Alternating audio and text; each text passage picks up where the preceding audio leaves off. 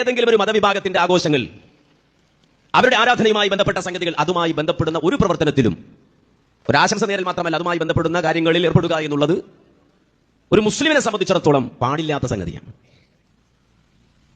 പ്രത്യേകിച്ച് ഈ അടുത്ത സമയത്ത് നമ്മുടെ ക്രൈസ്തവ സഹോദരങ്ങൾ അവരുടെ ആഘോഷമായി കൊണ്ടു നടക്കുന്ന ക്രിസ്തുമസുമായി ബന്ധപ്പെട്ട വിവാദമാണ് ഇപ്പോൾ പൊങ്ങിയത്.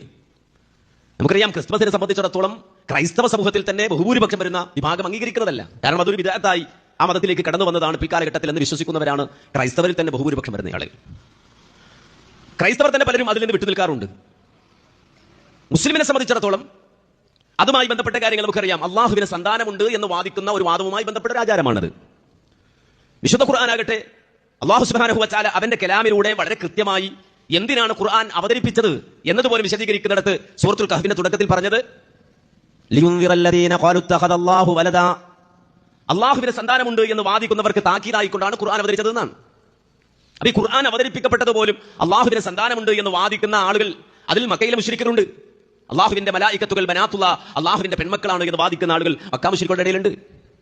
ഈസാ അലൈഹിസ്സലാം ദൈവപുത്രനാണ് എന്ന് വാദിക്കുന്ന ഈസാ ഇബ്നുല്ലാ, അള്ളാഹുവിന്റെ മകനാണ് ഈസാ എന്ന് വാദിക്കുന്ന ആളുകളുണ്ട്. ഉസൈർ ഇബ്നുല്ലാ, ഉസൈർ അള്ളാഹുവിന്റെ മകനാണ് എന്ന് വാദിക്കുന്ന ആളുകളുണ്ട്.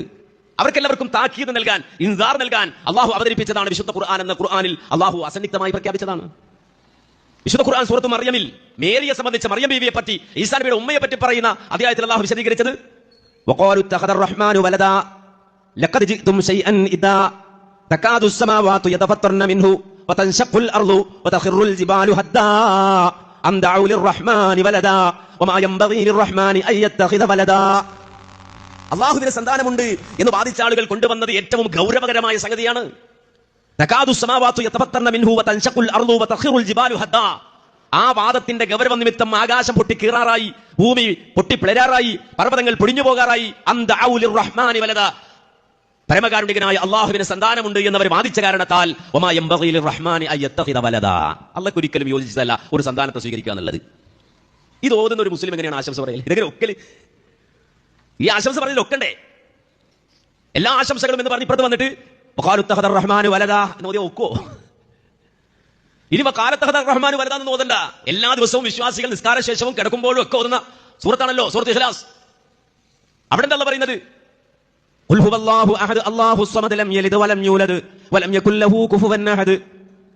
അല്ലാഹ് ഏകനാണ് എന്ന് പറഞ്ഞാൽ അദ്വിതീയനാണെന്ന് പറയൂ. അല്ലാഹുസ് സമദ്, അല്ലാഹു നിരാശ്രയനായ യജമാനനാണെന്ന് പറയൂ. ലം യലിദ് വലം യൂലദ്, അവന് പിതാവില്ല മക്കളില്ലെന്ന് പറയൂ. ഇത് ഓതുന്ന ഒരാളെ സംബന്ധിച്ചിടത്തോളം ഇതാ പടച്ചവൻ ഒരു കുട്ടി ജനിച്ചു എന്ന് പറയുമ്പോൾ സർവാശംസകൾ എന്ന് പറഞ്ഞാൽ ഇതെങ്ങനെ ഒക്കല്? അപ്പോ മുസ്ലിമിനെ സംബന്ധിച്ചിടത്തോളം നമ്മൾ മനസ്സിലാക്കേണ്ടതുണ്ട്, അവന്റെ ആരാധന, അവന്റെ ഇബാദത്ത്, അവന്റെ തൗഹീദുമായി എതിരിടുന്ന ഒരു സംഗതിയോടും യോജിപ്പില്ല. അതാണ് ലാ ഇലാഹ ഇല്ലല്ലാ എന്ന് തീർത്ത് പറയുന്നത്. അല്ലാഹു അല്ലാതെ ഇലാഹില്ല എന്ന്.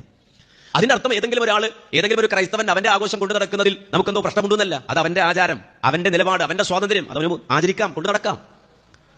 ആ ആചാരങ്ങളും അനുഷ്ഠാനങ്ങളുമായി അവർക്ക് മുന്നോട്ട് പോകാം. അതിന് സ്വാതന്ത്ര്യമുണ്ട് ഇന്ത്യ രാജ്യത്ത്. യേശുവിൻ്റെ ജന്മദിനമായി കരുതപ്പെടുന്നത് തീർച്ചയായിട്ടും ചരിത്രം അറിയാവുന്നവർക്കറിയാം, അത് യേശുവിൻ്റെ ജന്മദിനമല്ല. അത് കോൺസ്റ്റന്റൈൻ ചക്രവർത്തിയുടെ കാലഘട്ടത്തിൽ സൂര്യദേവൻ്റെ ജന്മദിന ദിവസത്തിൽ യേശുവിൻ്റെ ജന്മദിനം ആഘോഷിച്ച ഒരു പാരമ്പര്യത്തിൻ്റെ തുടർച്ചയാണ്. സൂര്യദേവൻ്റെ മഹത്വപൂർണ്ണമായ ജന്മദിനം കടമെടുത്താണ് യേശുവിൻ്റെ ജന്മദിനം ആഘോഷിക്കുന്നത്. ആ കടമെടുത്തപ്പോൾ യേശുവിനെ ഒറ്റിക്കൊടുക്കുകയായിരുന്നു എന്നും ചിന്തനീയമായ കാര്യമാണ്.